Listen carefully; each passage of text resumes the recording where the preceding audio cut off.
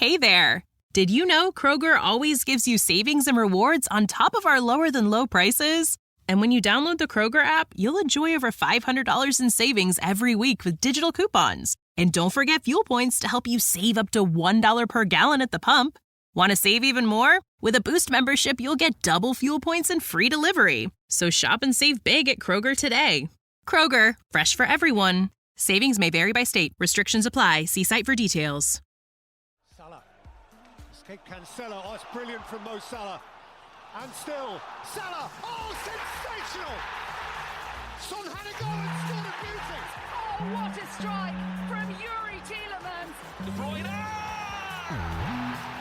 That is what Martinelli, gorgeous. Still going up. Oh, he's done it again. And City have won the Premier League.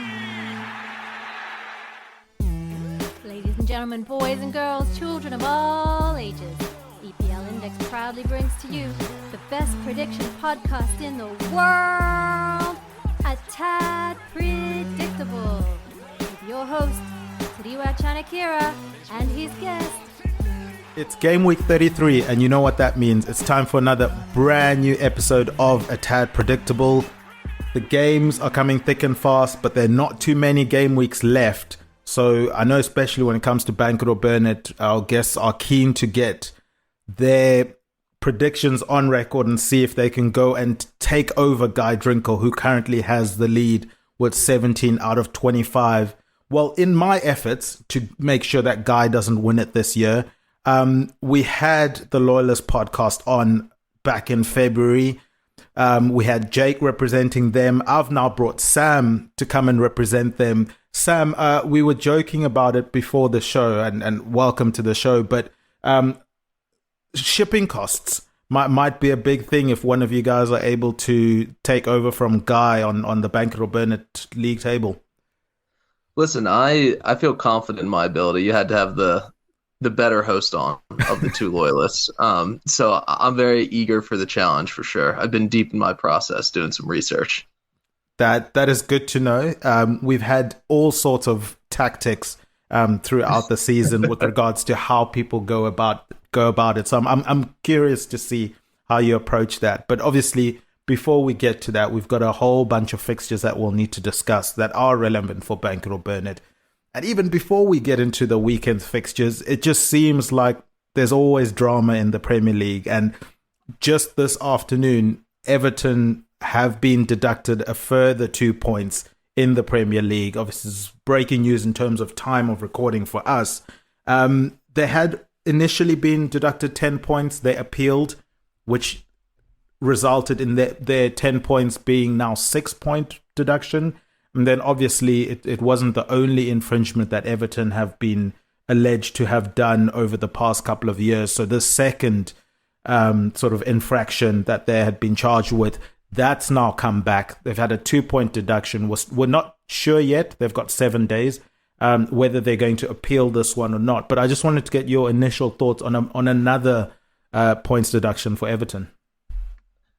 Everton have been one of the strangest sides this season. There have been periods of time where I thought they were quite good to watch, but the finishing is just god-awful. It's really tough to watch DCL and Beto consistently. And even against Burnley were up for that game. I thought they were very live that entire game. Just an unfortunate error leads to the goal that puts them away.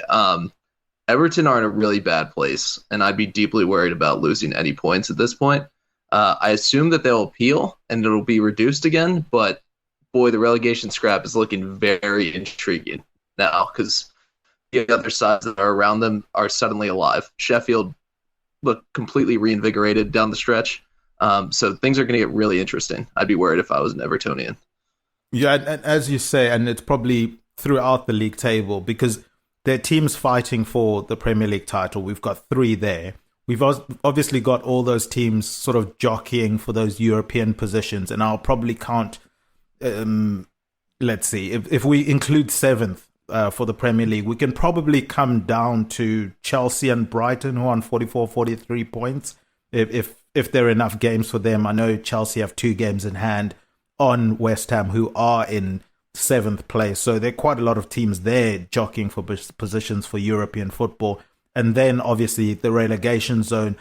I'm probably going to cut it off at Crystal Palace, who are on 30 points, and assume they probably need one more win. 33, 34 points looks like it might be enough to stay up this season. But again, that would push 1, 2, 3, 4, 5, 6 teams that are in and around that relegation zone. And as you said, they can't afford to be losing any more points. I mean, for Everton's sake, they finally get a win, some good news from that perspective, and then they sort of get punched in the face again by the Premier League or the panel, independent panel, should I say.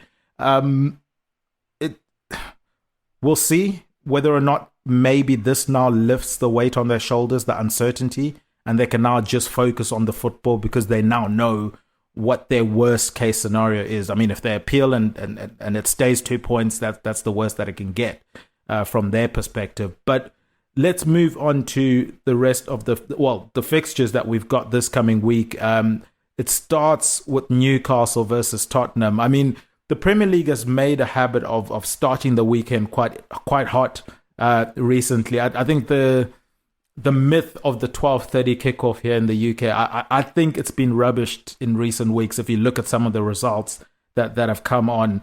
And I'm expecting nothing less when it comes to Newcastle and Tottenham, two teams that, in my opinion, struggle to control games, which leads to really exciting end-to-end games. How do you see this game shaping up, and where are you leaning towards either one of these teams? Strangely, I feel like whatever team scores first is going to be worse off in this game. I think both these teams with the lead really struggle and completely change their identity in a bad way. You can see that mentally it kind of goes to their head when they have the lead. They try to play too defensive, and it just plays right into the other team playing into the game. I do think Spurs probably take care of business in this game. I just don't see Newcastle goals in an effective way. And I really have a sour taste in my mouth after watching them draw with Everton. Just Paul Dummett getting minutes in the Premier League is just something I didn't expect to see. And fouling Ashley Young for a penalty like in near stoppage time, like that's just kind of unacceptable. And I think Spurs are a team that can take advantage of that kind of squad. Yeah, the issue for me is when it comes to Everton, you highlighted it near the beginning. They're bereft of confidence, bereft of luck, some might say even, when it comes to goal scoring and putting the ball in the back of the net. I mean, DCL, well, they got some luck this past week with the way he got the ball in the net, and then the previous week was a penalty. So for their sake, hopefully the luck is turning. But throughout the season, they've been struggling to sort of put the ball in the back of the net, and coming up against a Tottenham side who appear to be quite leaky. Obviously, that high line is a problem. It's a bigger problem when Van der Ven's not there, but obviously we saw he's there. They're still conceding, even though he's come back, much to the chagrin of my fantasy team when I brought in Udogie, thinking, all right, they've got a nice run of games here. I could get some clean sheet. It's not been the case for Spurs there. But it's Everton. That keeps being my but. And we've seen with Spurs, even if they're not great for 90 minutes, and I'm still yet to see them play well for a full 90 minutes. What they do well is when they build momentum, they score a lot of goals quickly.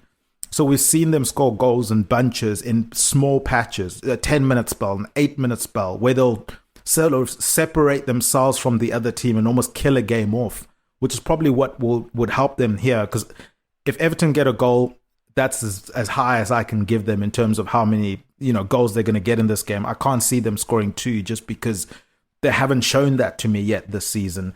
So I'm looking at 3-1 Tottenham at the moment is the score that I have.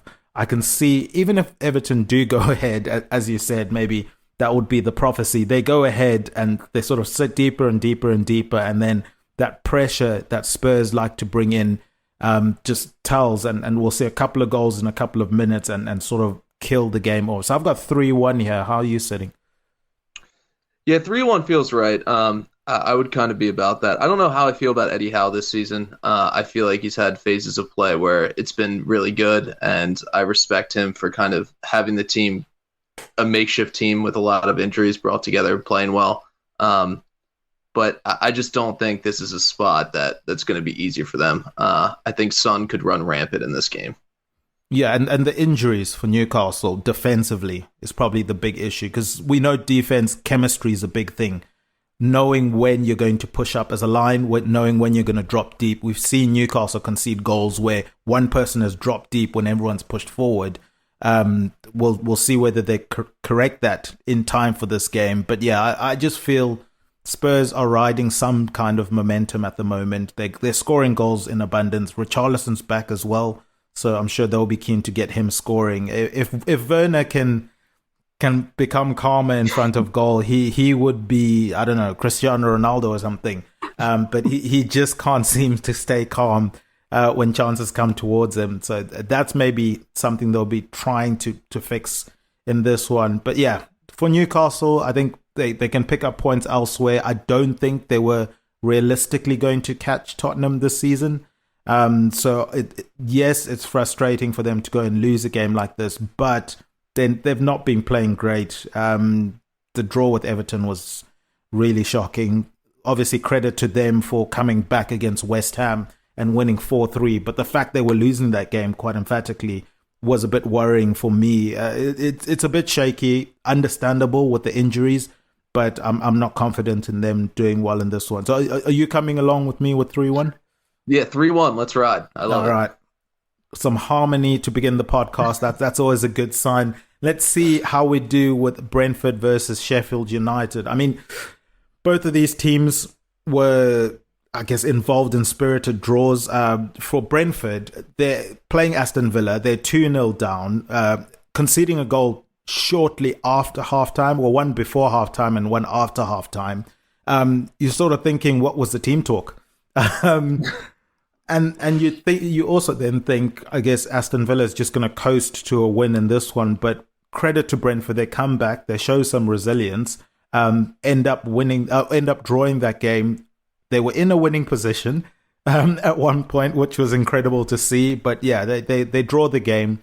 They can't seem to shake that voodoo of not winning games at the moment, and maybe a couple of wins sees them safe. But until they start winning games, they're going to be in the thick of that relegation zone. And then Sheffield United, I guess it's a different tale for them. They kept coming back after Chelsea took leads against them. And we know how shaky Chelsea are this season. And we'll obviously get to their problems a bit later on in the podcast.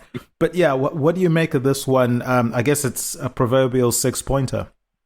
See, I thought both of these teams were dead 3 weeks ago. I've been a huge critic of Brentford for a long time at this point, but you know what heals all wounds? Basically playing Man United just allows you to figure out your entire attack. Since then, they've looked really good, completely invigorated.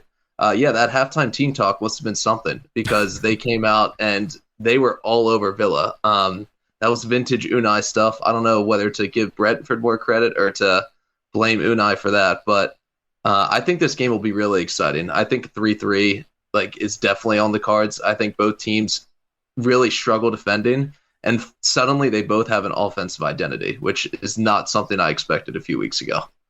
Definitely not. I've gone 2-2, so similar score, similar outcome, slightly different score lines. I didn't go as high as 3, but I thought it was interesting that obviously Ivan Toney didn't start the game.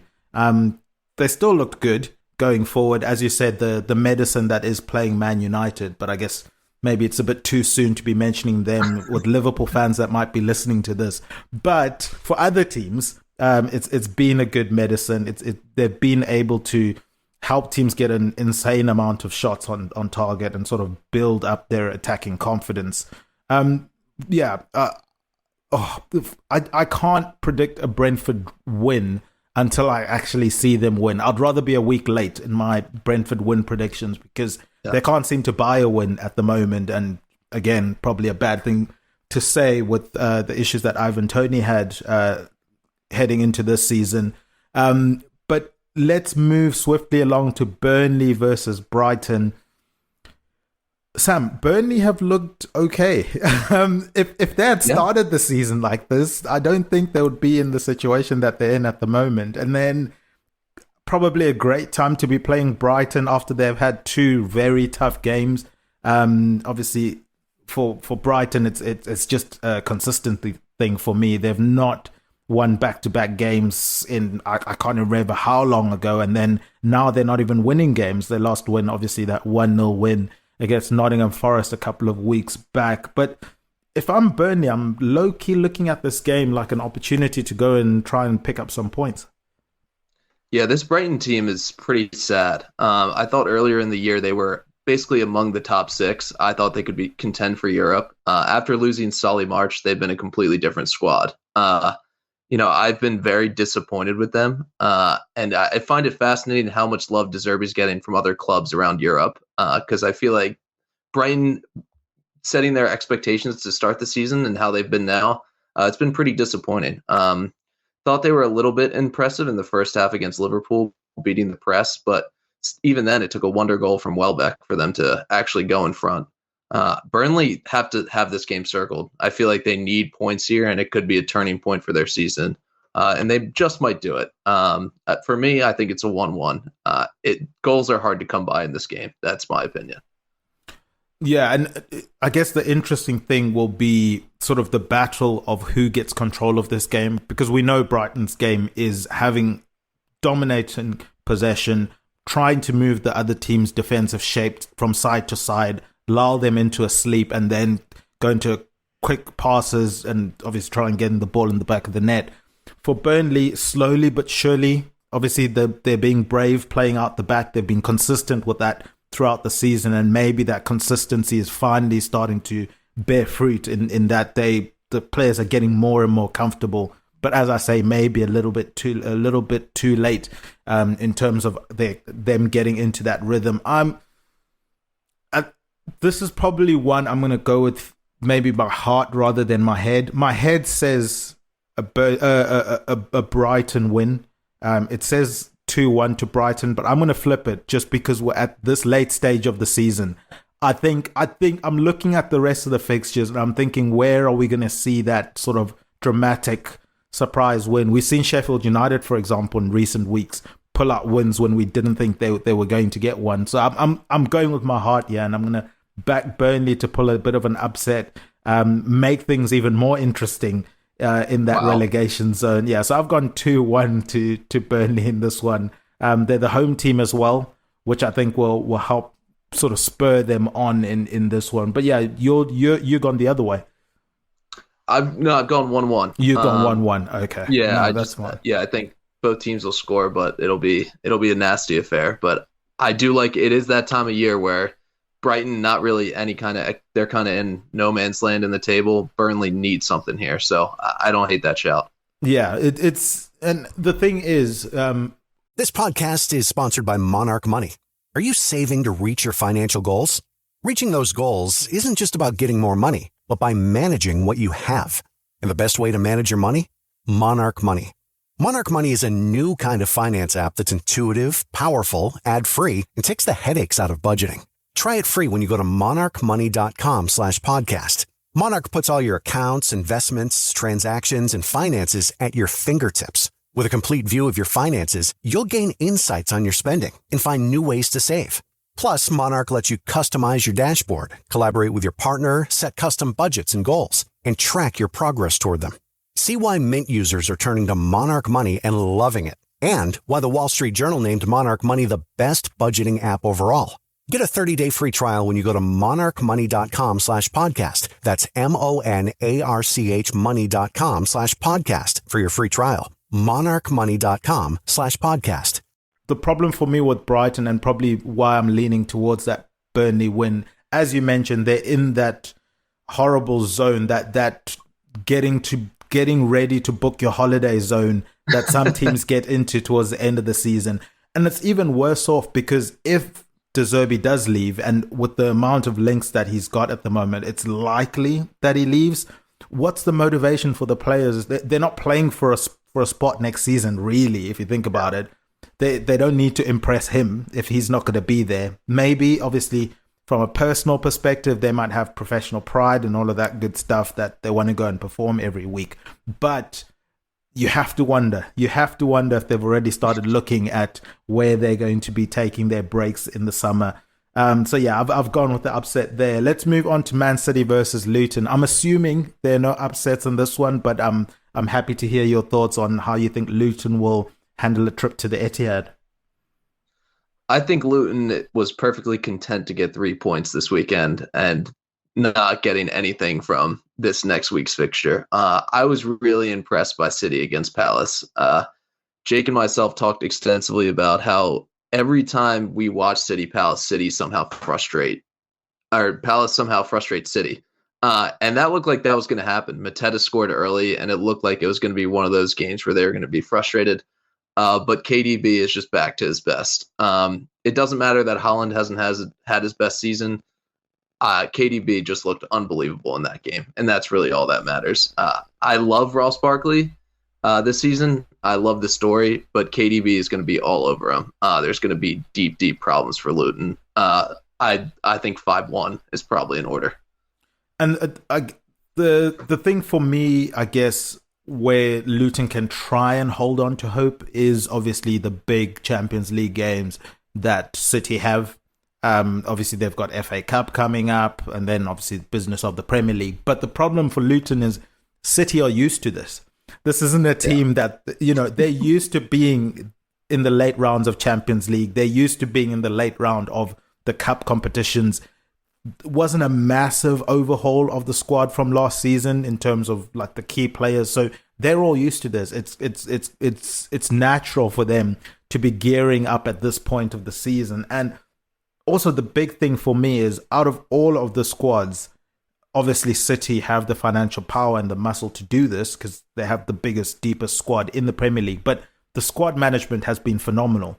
You look at since De Bruyne has come back from his injury, they've been very, very careful with him. Throwing him in little spells. Okay, big game here. Okay, pull him back a bit, strip it down. Let him, Foden getting a break last time out after having scored a hat. How many people score a hat-trick and are sitting on the bench the next week? It just doesn't happen. But I'm sure if you were in another team, you'd probably be very annoyed as a player. But I wouldn't be surprised if Pep's already sat down with him and said, look, there are bigger things here. And this is our time. This is when City sort of wake up because they know, okay, we need to make sure that our players are at their peak at this point in the season. There's no point being at your peak in January and December. Yes, it will help you be in the conversation come March, April, May. But if your players are flat out by then, it's of no use to you, in my opinion. So yeah, I think their squad management is good enough that they aren't going to be too worried about having to navigate Luton in between Champions League games. And from a Luton perspective, that's what I would be holding on to say they might have one eye on the midweek fixtures and not take us too seriously, and maybe we could pull off a surprise here. But the big thing for me as well, apart from that, is just the size of the pitch. We know what Kenilworth Road is and how it helps Luton. It's going to be the complete opposite now. They're going to be on a massive pitch at the Etihad. I don't know if they can keep that defensive shape, that narrow defensive shape, as well as they would like to in this game. And yeah, I can see City just picking them apart. I've gone 3-0 to City. I think they might maybe control the game a bit more once they get a couple of goals ahead and maybe don't go and just completely obliterate them. But I do like your 5-1 prediction because we know goal difference could be a factor later on in the season. So yeah, it will be interesting to see how City navigate this game. But yeah, no doubt, I think they'll be quite comfortable in this one. Let's move on to Nottingham Forest versus Wolves. And obviously this weekend there are a couple of games, I think 4 games, and this being the last of those games that are at the 3:00 kickoff here in the UK. And that being the case, they're not going to be televised here, but that's not an issue if you guys link up with our presenting sponsors. This podcast is presented by EPLindex.com in association with Liberty Shield. Liberty Shield is a VPN provider. You guys can check out their services at libertyshield.com. If you use the coupon code EPL25, you'll get 25% off of either the router or the software VPN, and that VPN software downloads straight onto all of your devices. It's obviously really easy to install, easy to use, and has a whole host of features. It can be used on multiple devices, as I have now, laptops, phones, Xbox, whatever you want, my smart TV, all linked up via Liberty Shield, which is a great tool. If you're traveling, for example, and you don't want to get locked out of your bank account, or if you just want to sort of be safe using public Wi-Fi, want to unlock geo-locked content, or just want to protect your online data, then Liberty Shield is definitely for you guys. WrestleMania was obviously this past weekend, 2 nights of WrestleMania. There was UFC, there was NCAA basketball.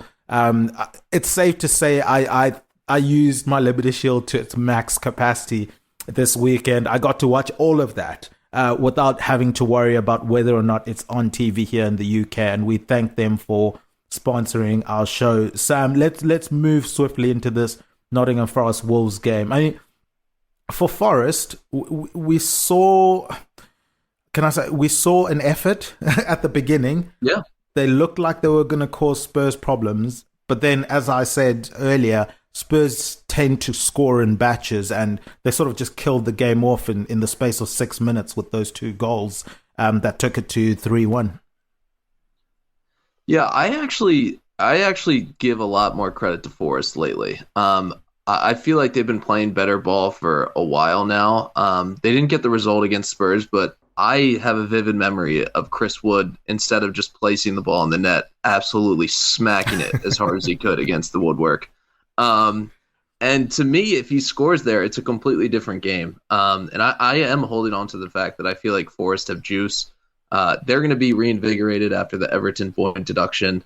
And they're also going to be invigorated because the teams around them finally have life. So I actually do like them in this game. I think Wolves have been low-key really poor lately.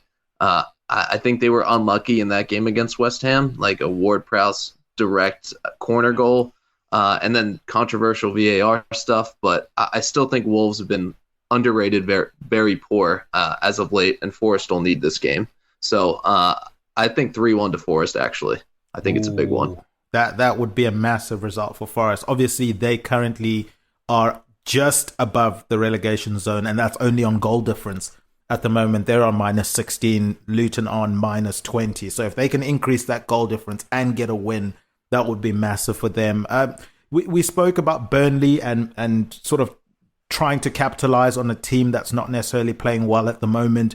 I think it's equally the case here for Nottingham Forest. Wolves, since Neto has disappeared, obviously they've sort of disappeared from an attacking standpoint. Aït-Nouri is trying. He's trying to hold it together, but the guy's a left back. Like, as good as he has been, that's a lot of weight to be carrying for your left back to be sort of playing left wing and almost like a false left winger that's kind of cutting inside and doing late runs into the bar. It's incredible to watch, and he's probably put himself in a shop window that Wolves wouldn't have wanted at this point in the season. I can see a few of maybe the bigger clubs looking at him as a potential target heading into the summer. But yeah, for them, obviously, they'll be sweating over Hee Chang Wang, whether he can come back, help with that firepower up front. He was playing well before he got injured. But until all of those players from an attacking standpoint not only come back, but get back in a rhythm, because they've been gone for a while, I think it's going to be really tough for Wolves to get a lot of results. But luckily for them, they're one of those teams that have their eye on their holiday bookings.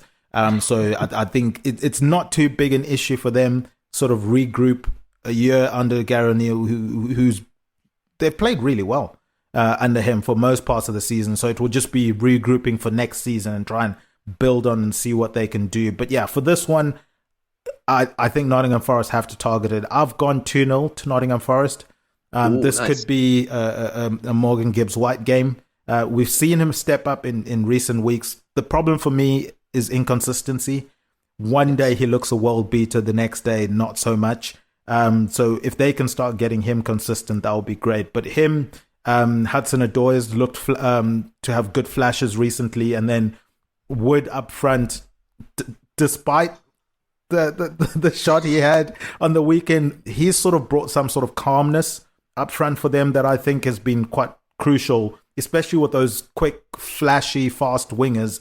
If you got a player like Wood that can bring them into play, get them involved, play off him, so to speak, they can ping the ball into him. He's quite comfortable handling the ball, releasing it to the right places, and they build from there. I think that's a nice setup to end the season. And that Wood chance, he used his laces as well, which was just incredible for me. It was absolutely incredible. And then for Van de Ven to go and use his laces as well, but get it in, I thought was a bit ironic there. But let's sort of, I guess, so for this one, I've gone 2-0. And this will obviously be the last game that's relevant for you when it comes to bank it or burn it. So what we'll do is we'll allow you a couple of minutes to sort of get your thoughts together. We'll take a quick break and we'll be right back with Sam after this short break. All right, we are back. Sam, I know you said you've prepped, which is always a good sign, and we love that. The funny thing is this year's competition seems to have gone up a notch in terms of competitiveness.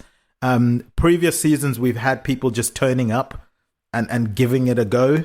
But people all of a sudden are prepping now. I think maybe they're starting to realize that there are bragging rights. There's a giant trophy, obviously, that comes with winning this one. It's the size of it, the Champions League trophy, I think, if I'm not mistaken. So it's a big old trophy. As we said, you being in the US, shipping costs would obviously increase during a cost of living crisis here. But yeah, we're happy to have you have a go. Your partner in crime got 16 out of 25. As we said, he currently sits in second place. Second doesn't win anything, unfortunately, on Bank It or Burn It. So I'm sure you'll be hoping to, at the very least, get 17 out of 25 to tie Guy Drinkle. And in our first season, we did have a tie, which ended up being a tiebreaker on the last game of the season, where they did Bank It or Burn It questions for all 10 fixtures. And that was the tiebreaker to go and win. And Jody obviously won that, Spurs fan Jody. So yeah, shout out to her at Spursy141. But yeah, how are you feeling about Bank It or Burn It? How confident are you feeling? Has the research paid off? I'm not sure. We're going to see. Obviously, we do a lot of gambling on our podcast, and we've been red hot lately. So this may be, we may have to change into some passing stats, some offside stats. We're going to see after this week how well I do, and then we'll evaluate from there. Interesting stuff. All right. Well, guys, what I'm going to do is I'm going to put 15 seconds on the clock, and I'm going to make sure that is the case right now. Yes, it is. And Sam's going to answer 5 questions in each of the 5 rounds before those 15 seconds runs out. I'm going to read each of those questions. He's going to shout bank it if he thinks the scenario is going to happen, or he's going to shout burn it if he thinks the scenario won't happen. The questions, obviously, A, total passes over 800, B, over 4 offsides, C, under 30 clearances, D, outside the box goal, E, fist pump goal celebration. And again, the fixtures: Newcastle, Tottenham, Brentford, Sheffield United, Burnley versus Brighton, Man City, Luton, and Nottingham Forest versus Wolves. Are you ready for your first fixture? Yes, sir. Let's do it. All right, here we go. And your time starts now. Total passes over 800. Burn it. Over 4 offsides. Bank it. Under 30 clearances. Bank it. Outside the box goal. Burn it. Fist bump goal celebration. Burn it. Oh, natural. An absolute natural. You seemed quite comfortable in that one. Hopefully that's a good omen for you going forward. In anything that you learned from that one, you seem to breeze past that one. Yeah, I think the passing thing is such an interesting thought exercise of how the game's going to go. I think Newcastle Spurs could be very disjointed. And that's basically my idea, is there's just going to be guys running down the wing the entire game. So that was my expectation. And I expect there to be like a lot of space, bad crosses. We're not clearing the ball. We're dribbling out from the back. So If that happens, I'll be very thrilled. But that's what I'm thinking. My visualization of it. And I guess you were probably hoping that it was a Tony Pulis Sheffield United, or or a Burnley Sean Dyche that was also going to be part of these fixtures. That would probably help with your total passes and your clearances. But unfortunately, it's not. It's a completely different Burnley. But we will get to that fixture. Let's go with Brentford versus Sheffield United. Let's see how you get on there. Your time starts now. Total passes over 800. Burn it. Over 4 offsides. Bank it. Under 30 clearances. Bank it. Outside the box goal. Burn it. Fist bump goal celebration. Bank it. Oh, interesting. You're not worried Ivan Toney is going to move the ball in a free kick and get another goal? I think him not playing this weekend, I think that means something. And I actually thought they looked quite good without him. So my idea is he may not play an entire game again. And then I think they're really in that zone where Tony's a huge asset for them that they may try and offload this summer. If he gets hurt, that could just derail their entire plans. It doesn't make sense to me that he didn't play this weekend. And it also isn't great for him that they looked really good without him. So I'm not sure how involved he's going to be going forward. And the thing for me is it was quite glaring in the Arsenal game that they played a couple of weeks back that he seems like a player that's waiting for the summer now. Yes, the talent is still there and it's unquestionable. He's really talented, but the effort levels were different. It felt different for me. It felt like a player that he's ready to move on. He's no longer bought into the project at Brentford, and I guess rightfully so from his perspective. Some might argue at least finish off the contract and give your best efforts until the last day. But yeah, equally from his side, being ready to move on, and then from Brentford's side, as you said, protecting an asset. The last thing they need is for him to get injured in this season. All right, let's move on to Vincent Kompany Burnley, I'll remind you, not a Sean Dyche Burnley, versus Brighton. I think the first one's pretty obvious, but we'll start anyway. Your time starts now. Total passes over 800. Bank it. Over 4 offsides. Bank it. Under 30 clearances. Burn it. Outside the box goal. Bank it. Fist bump goal celebration. Bank it. I think that has to be the most obvious bank it that I've ever seen. Yes, sir. Vincent Kompany playing out the back. De Zerbi. I think we could have gone to 1,000 and you might have maybe thought about whether or not that's going to happen. But yeah, I'm expecting a lot of passes in that one. Man City versus Luton. Let's see how you get on with this one. Your time starts now. Total passes over 800. Burn it. Over 4 offsides. Bank it. Under 30 clearances. Bank it. Outside the box goal. Burn it. Fist bump goal celebration. Burn it.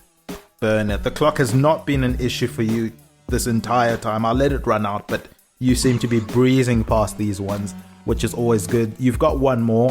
Probably just commentator cursed you right there, but you've got one more. I'm that confident that the clock isn't an issue for you. But Nottingham Forest versus Wolves. Obviously, this is a game you predicted 3-1, so we'll see how that plays into your predictions here. Your time starts now. Total passes over 800. Burn it. Over 4 offsides. Burn it. Under 30 clearances. Burn it. Outside the box goal. Burn it. Fist bump goal celebration. Bank it. Oh, the last one. I thought you were going to go a clean sweep of burn it. Couldn't do it. It's bad karma. Gotta Fair. bank one. Have to. Just have to. Fair. All right. Thank you so much for playing along, and I wish you the best of luck in those. Let's move on to the rest of our Premier League fixtures. Bournemouth will be entertaining Man United. Now, you've mentioned how Man United's defense sort of gives teams confidence from an attacking standpoint. Well, I've not been too confident with Bournemouth lately.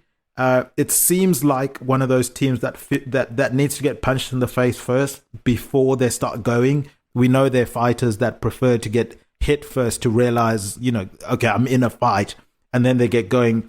Bournemouth starts games so slow, and sometimes it leads to them being 1 or 2 or 3 goals behind. We've seen against Luton what happened there, but they've got enough, I think, going forward where they can cause teams problems. I can see them causing Man United problems, especially out wide, and then bringing the ball in for Solanke, whether or not he can.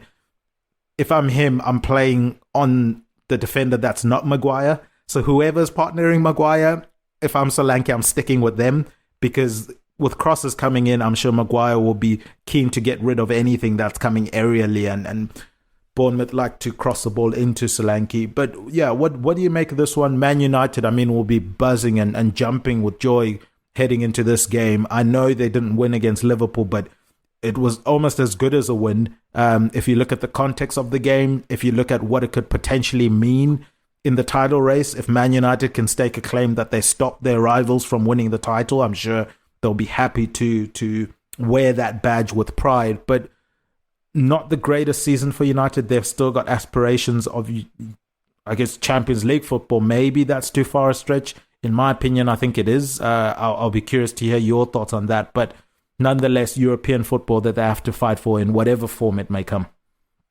Yeah, I think United's happiness is quite short-lived. I think a very underrated plot of that game against Liverpool is United's midfield was diabolical. I thought Bruno was god-awful. I thought Kobe Mainoo was even worse than him, and I thought Casemiro was really lucky to not be sent off in the last minute. Yeah, their midfield is poor. Bruno was very lucky to score his goal. It's kind of a gift wrap for him. It's a wonderful strike technically, but every first pass ball he played was awry. Kobe Mainoo just is addicted to dribbling the ball in the center of the field and getting dispossessed, which is a huge problem. And people just won't accept that, just keep saying he should be playing for England, which is crazy to me. And Casemiro can't move. So that's a huge problem. And ironically, when these teams played earlier in the year, they had similar problems, and I think a similar result could happen. I think Bournemouth could hop all over them and just run rampant, especially when it's at Bournemouth Stadium. Vitality, right? Yeah. I expect Bournemouth to take care of business here, especially after they were quite poor against Luton, and me and Jay get back them, so that one hurt a little extra. Oh, I can imagine. So yeah, I've got 2-1 to Bournemouth in this one. I think United, yes, they get the draw against Liverpool. But yeah, as you said, the goal for Bruno, yes, it's great scoring a goal from that far out. But even if you look at the placement of the shot, it wasn't like high up. Like if Kelleher was 2 steps backwards, he's probably just catching that or even chesting it, that type of thing. It wasn't like a high lofted ball or anything like that. It was just a great scenario for them, a great opportunity to get back into a game, especially at home. The fans are hoping for some sort of reason to cheer, and that's exactly what they got with that goal. And then the second goal, again, was also a mistake by Liverpool. Both goals were mistakes by Liverpool. So United aren't necessarily fashioning their own chances. They went a whole half without getting a shot away at all, which would be alarming, especially if you're playing at home. I think Bournemouth, similar to Liverpool, will be able to control the ball a bit better than United will be able to. I think Bournemouth will press them and will find success, especially in that midfield area, as you've mentioned. Bournemouth can have a physical midfield when they do put in certain players in there. So I'll be interested to see how they line up from that perspective. But the danger for me is still out wide. I think the Semenyos of the world will enjoy playing against Man United. Wan-Bissaka probably is going to need to have a really good game defensively. We know that's where his strength is. I can see him having to do a lot of last-ditch tackles to try and rescue situations. But yeah, I just feel, even though I'm not confident in Bournemouth and I know they need to get punched in the face before they get going, I think they are going to be given an opportunity to get going by United because of how poor Man United defensive shape is. Yeah, and I think 2-0. 2-0 for me is what I expect. I just was so unimpressed with United in that game. I mean, I'm thrilled that they got a result, but just such a fluky result. And if it wasn't for Darwin Núñez's inability to score, that game is drastically different. Yeah, Liverpool will definitely get to them, and they're the next game, so we'll be getting to them very, very quickly. But from a United perspective,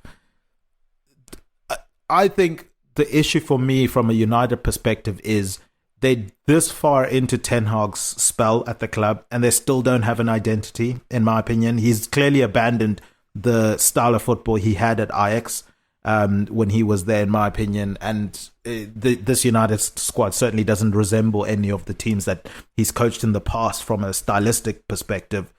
So you're heading into next season with him in charge. I don't see them firing him. What? Really? I don't, because the thing is, they keep getting these results. Oh, like gosh, he's doing just enough to stay in the job, which is always a dangerous situation, because if I'm Man United, we're either chasing trophies or you're not going to be in the job for too long.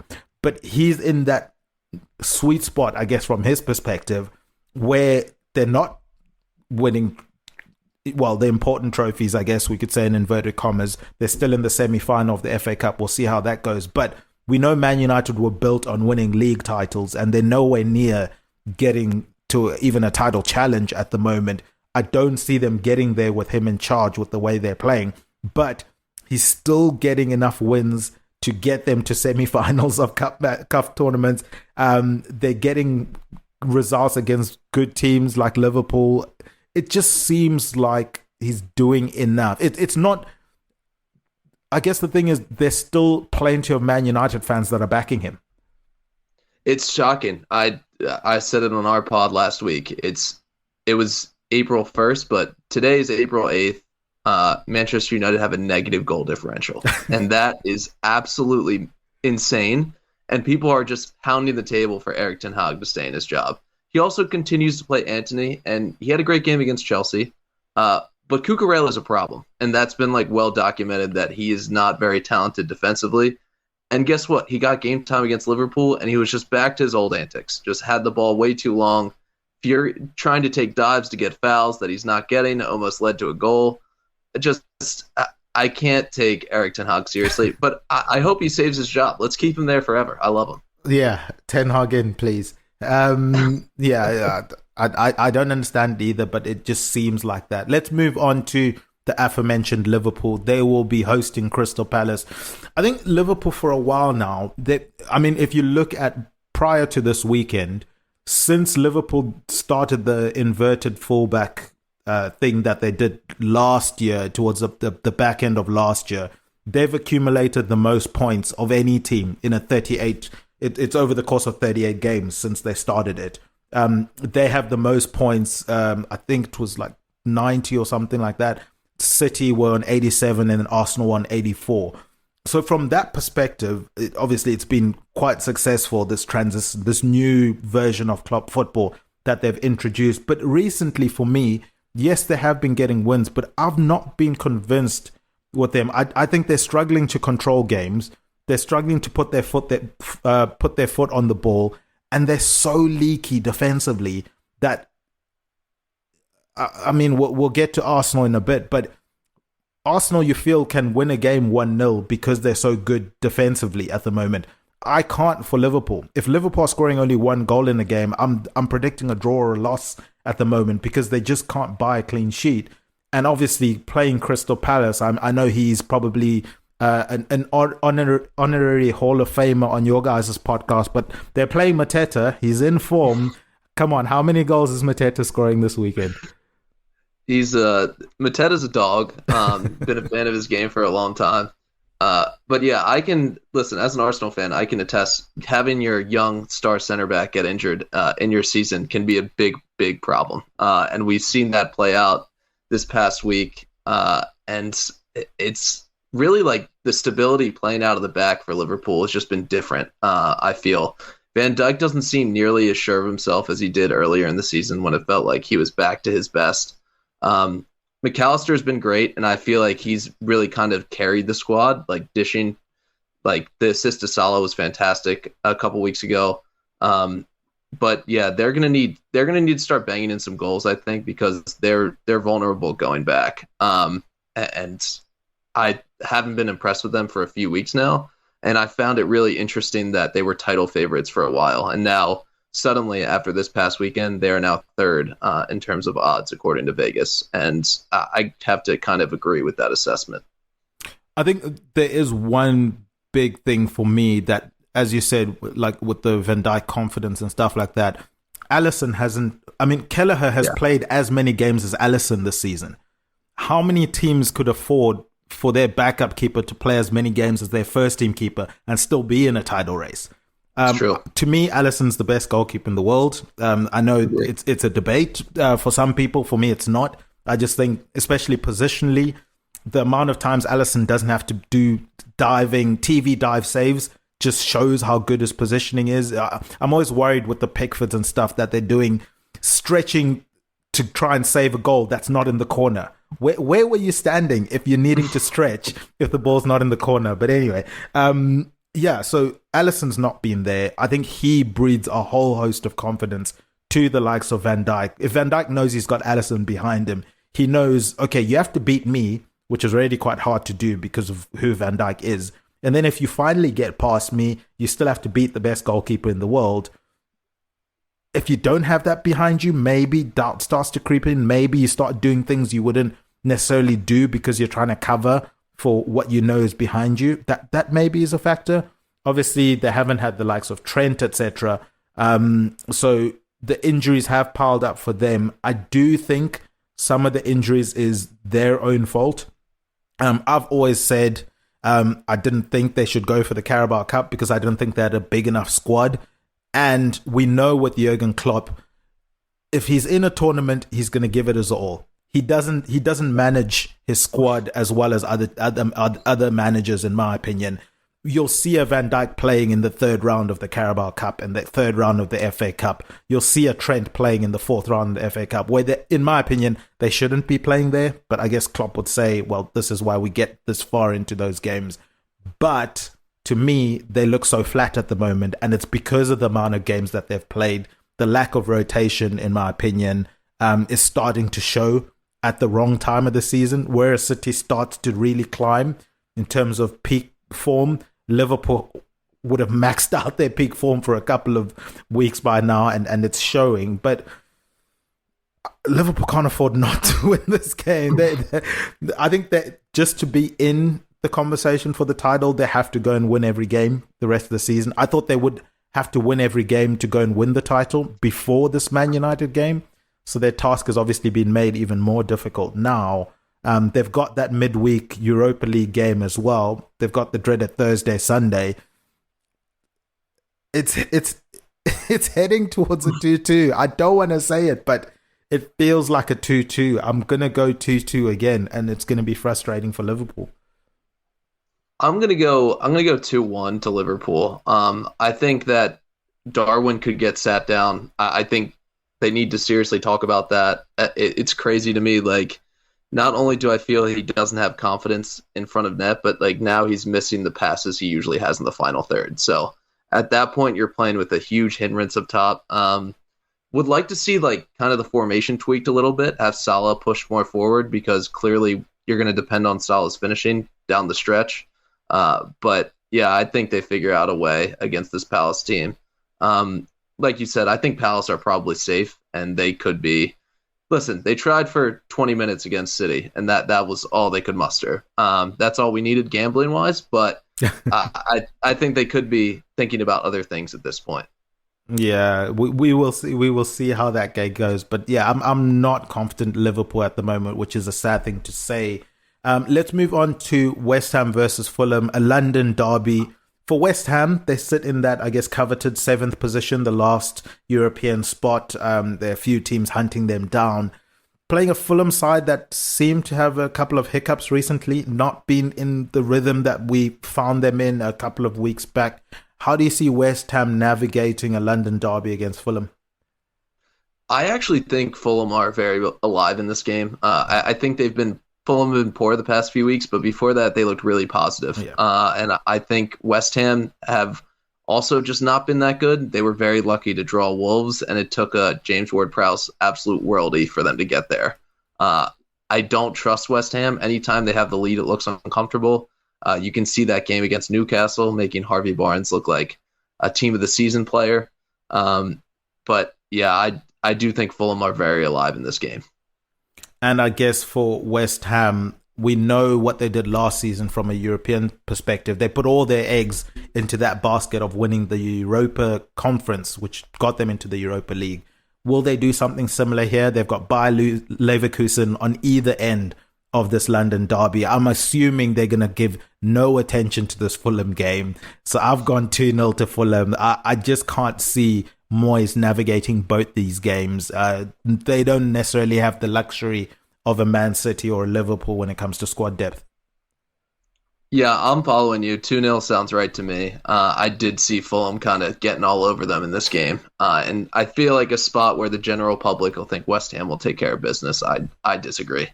Which could be good for those that keep an eye on those type of things, as Sam does, I know. Let's move on to Aston Villa versus Arsenal.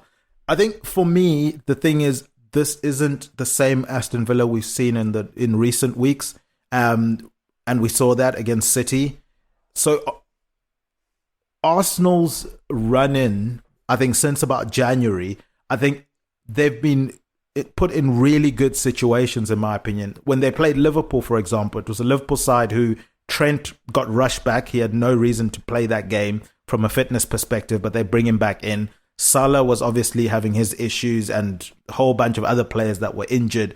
But the narrative will be, we beat Liverpool, right? It's not we beat an injured Liverpool and hampered Liverpool and out of form. No, it's we beat Liverpool. And as a manager, the trick is to use that to galvanize your team, get as much confidence from that. You move on to a game like this one against Aston Villa. It's not the same Aston Villa that other teams are playing. But if I'm Arteta and we win this game, I'm saying we just beat the team that's fighting for fourth place. And again, it's another boost to the confidence. Okay, if we can beat this team, who else can take us? But it's not necessarily the same Aston Villa, in my opinion. Yeah, I actually think this one suits Kai Havertz very nicely. We saw like the long ball absolutely crippled Villa going back, and that really put them down 3-2 in the game very quickly. I think Arsenal kind of dominate very comfortably in this game. John McGinn seemed like the only player that it was possible for him to play a ball that could actually get something done. They're going to depend on Leon Bailey, I guess, to be an outlet for them. And I just don't see that happening. I feel like his form, since he kind of hit his peak, he's kind of just slowly kind of moved back to where we thought he was supposed to be. I think Arsenal probably handle business here. I think 3-0 feels right to me. I don't know how you score against Saliba and Gabriel, and unless a team shows me that they can do that, I'm not going to let them have. I just guess it's going to be a clean sheet. I don't think David Ray is that good. I think people are way overvaluing him. I feel like the distribution's pretty poor. I feel like him as a goalkeeper is not that good, but it doesn't matter if you don't face shots. So he could win the Golden Glove.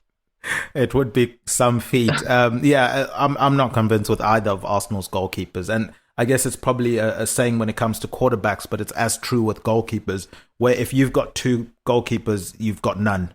Exactly. And they say that about quarterbacks. If you've got two quarterbacks, you've got none. I'm not happy with the Arsenal goalkeeper situation. Certainly, if I was an Arsenal fan, I wouldn't be happy with it. But yeah, I've gone 2-0 to Arsenal. I do think they go on and win this one and sort of keep that momentum going. And as I said, if I'm Arteta, I'm using it as another confidence builder and stepping stone, saying we beat a team that is sitting in that coveted Champions League spot. Let's move on to the last game of the weekend, Chelsea versus Everton. It seems to be a theme.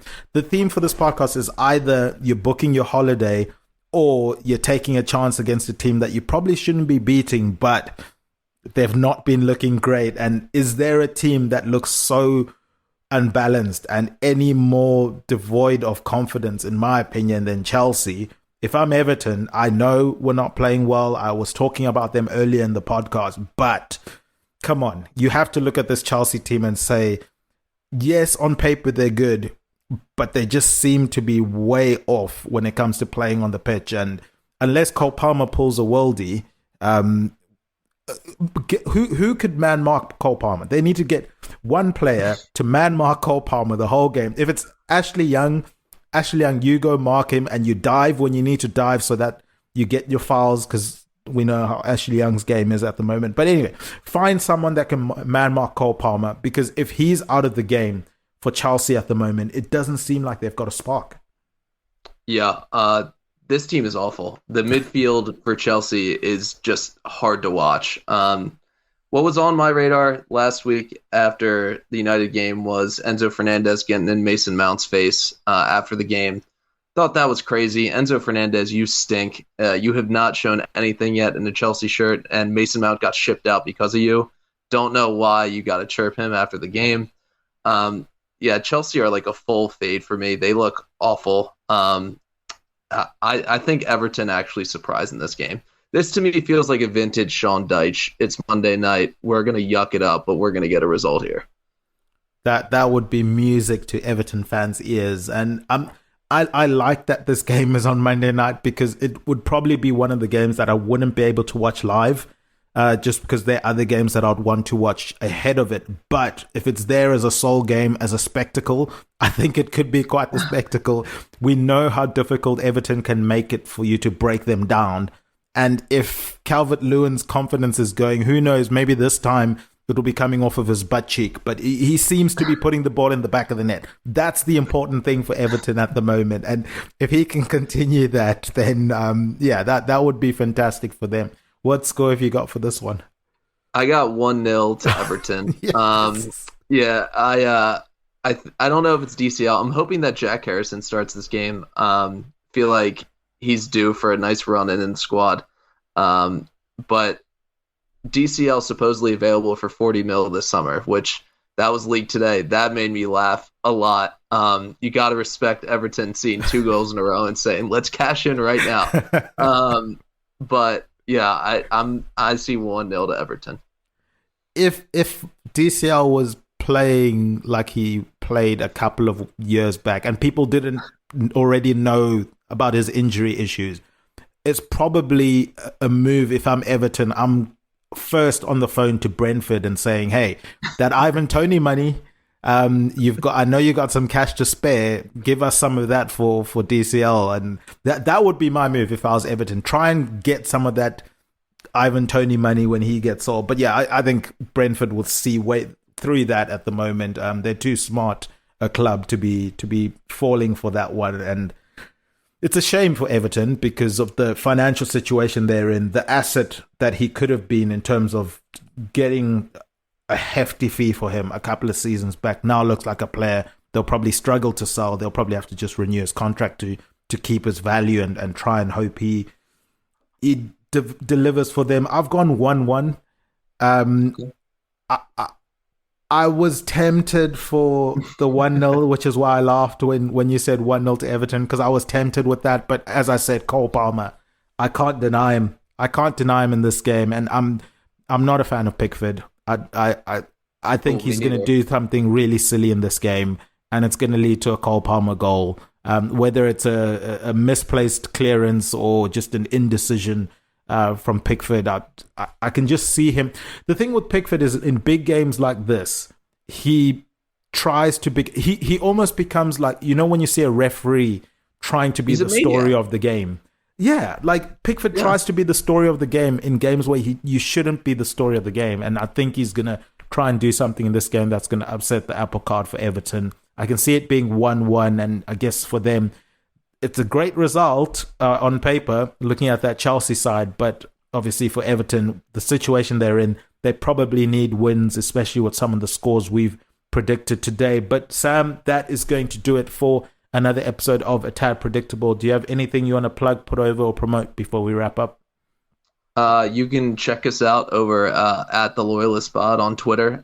We post our picks for each match week, and you can also just listen to us as well. And we're on all the podcast platforms. So just at the Loyalist Pod. I know people don't traditionally like listening to Americans, but we've made a decent amount of money for a good amount of our listeners. So feel free to hop on.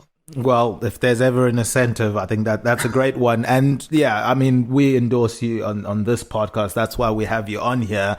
We're huge fans of you guys and what you're doing that side.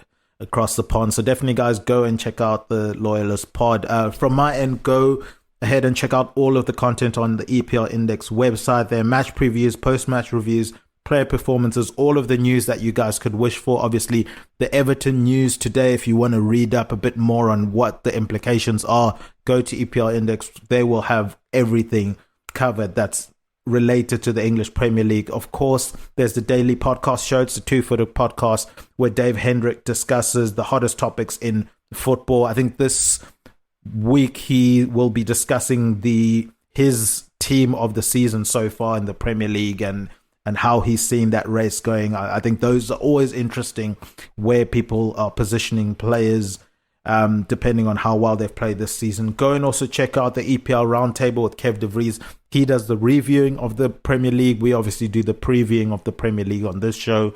Go and follow at A Tad Predictable on Twitter. Go and follow at EPL Index on Twitter. Subscribe to EPL Index podcast channel on your podcast providers. Give us 5 stars, write positive comments. That stuff really does help us out. Same thing for the Loyalist Pod. Go give them 5 stars, write positive comments for them. I'm sure they will appreciate it. I've been Tadio Chinakira. You can find me on the Twitter handle at Tad Predicts. A huge thank you to Obi Semenya. He's at John Empire SA, and Jody, she's at Spursy141 for our guest intros. Our producer behind the glass, Mr. Guy Drinkle. He's at Guy Drinkle on Twitter. He's been Sam from the Loyalist Pod. It's at the Loyalist Pod on Twitter. And remember, Chisinga Perry, Chino Shura.